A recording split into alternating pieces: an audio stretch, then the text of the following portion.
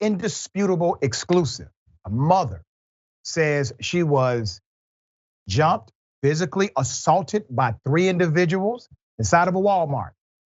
Police officer gets irritated with her and decides to lock her up as she's waiting for her dad to pick her up. We have the video. I'll explain on the other side. Here it is. You know what they gonna do, man? I don't know. You ain't gonna do nothing. You best go sit your little ass down somewhere. That's the lad that look. Come here, let me explain something to you. The lad girl that got jumped out here at Walmart that said she was gonna catch him one-on-one got a bullet dead to her chest. And she's 6 feet under right now. Yep. So if you want your one, go on out there and get it and get yourself killed.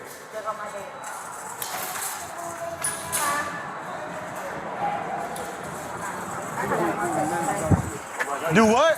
Come here then. I got something for you to hear. Come here. Come here. Come, how old are you? How old are you?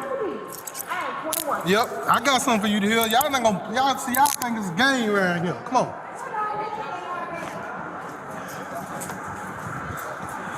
And here come my dad. I don't care. He can come on down to the police department and bug you out. Yep. Cause I promise you, I ain't the one. Can you let go? Yep, when you get in this car. Get in this car. You better get in this car. She going to jail if this order come down. That ain't got nothing to do with the fight. Yeah, she's 21. She's going to jail for disorderly conduct. Ain't got nothing to do with the fight. She's victimized 2 times within minutes. Let's put up the picture of this mother. This happened in Clarksdale, Mississippi. According to the mother, she was attacked by 3 teenagers inside of a Walmart. That's her with her 1-year-old. Her name, the mother, her name is Roretta Hawkins. Ms. Hawkins was visiting the Walmart in Clarksdale on June 27th to pick up baby items for her daughter and to meet her brother who actually works at that Walmart. She was on the phone with her father. In the front of the store, she says 3 older teens started to laugh at her, and she says she confronted them, "Are you laughing at me?" Roretta says the teen said no. She left for the baby aisle, but the teens followed. Roretta's brother, Javier McDonald, who works at the Walmart, corroborated the entire story, saying Roretta left the initial interaction to go to the baby aisle. You're looking at the teens talking to the police right there, okay? In the baby aisle, Roretta says one of the teens grabbed her hair and pulled her to the ground, while 2 others joined in on the attack. She later learned one was 18 years of age. When she complained to the police, she says they would not file a report, calling the incident retaliation. Next, the Clarksdale police arrested her for disorderly conduct. Now keep that up, keep that arrest report up. The question I had when I first heard this story, is there some wink and nod to not put on record what happened inside of that Walmart? Why did he ignore the attack when obviously in the video he's aware of it? There's more. Hawkins told Indisputable, and I quote, "My First Amendment was violated. He arrested me for saying something. But I didn't make a direct threat. I was calling my dad to pick me up. The cop said in the affidavit, I was real loud and I was trying to fight." Hawkins' charge was actually dropped, but not before she paid $1,500 to a lawyer and $150 to a bail bondsman. All right. She also says the Clarksdale police officer, let's put him up, El Jamaro Peters, seen here, destroyed her phone after the incident. Roretta says he's a large man, and I wasn't going to fight the police. He didn't need to be forceful with nobody. People think you're not supposed to stand up for yourself, but I always stand up for myself. So I'm glad. Let's put up the chief. Chief of police, Clarksdale, Mississippi finest, Robbie Lindley. No one from the department returned Indisputable's calls or emails for comment on this incident. Listen, we played this game plenty of times with police department. Now, Chief, let's put the chief back up. Now, Chief, this is your first time tangling with me. There needs to be a statement of affirmative or at least investigative action happening to this incident.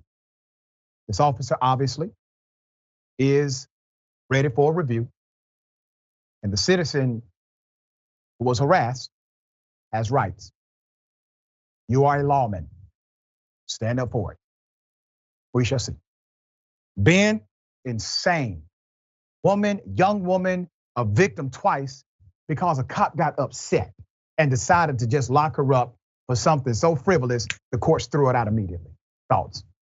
Yeah, this is just another one of those stories where police officers feel entitled, right? They feel entitled to an extreme degree of power. And look, elected officials are to blame for this. Like, let's be 100% real, because not only do you have both sides of the aisle constantly praising police officers like they're universally, unquestionably heroes and not like examining the role of policing in the United States of America more thoroughly, but also when stuff like this happens, they always just sit back and do nothing and wait for police departments to deal with it internally. They trust the system to function internally because they don't want to take responsibility. And this is actually something that the United States does very, very effectively, where we separate authority and responsibility, right? By separating authority and responsibility from each other, you can create these scenarios where, oh, it's just this one bad police officer. He's the person who's responsible. We'll leave it to the institution to like deal with like, all of the problems of like punishment and stuff like that. And so elected officials say, well, yeah, I mean, I'm the one that like give them a budget and like votes in place the policies and procedures that they have to like run by. But like,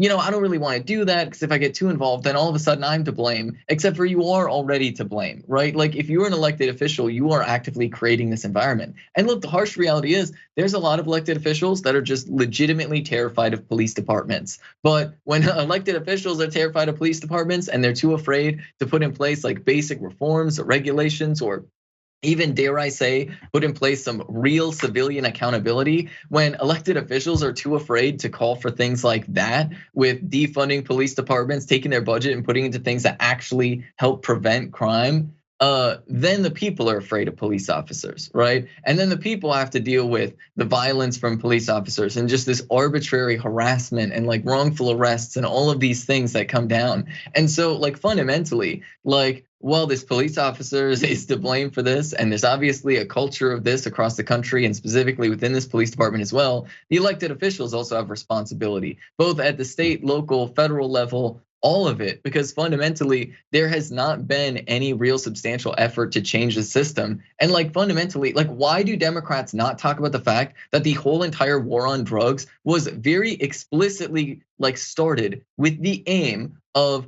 harassing Black and brown folks in the United States of America? That was the whole purpose. And yet somehow talking about the war on drugs is just like unallowed for most elected Democrats, just unallowed. Sure, they might talk about descheduling things like cannabis, but the larger war on drugs effort, the police apparatus, the surveillance apparatus that exists in support of that larger system, they never question it. Why is that the sacred cow that we are keeping when it is very clearly white supremacist in its origin? And that is what's really, really infuriating. So we keep seeing stories like this, and every day it is heartbreaking and it is rage-inducing because so many Democrats are too cowardly to speak up against this.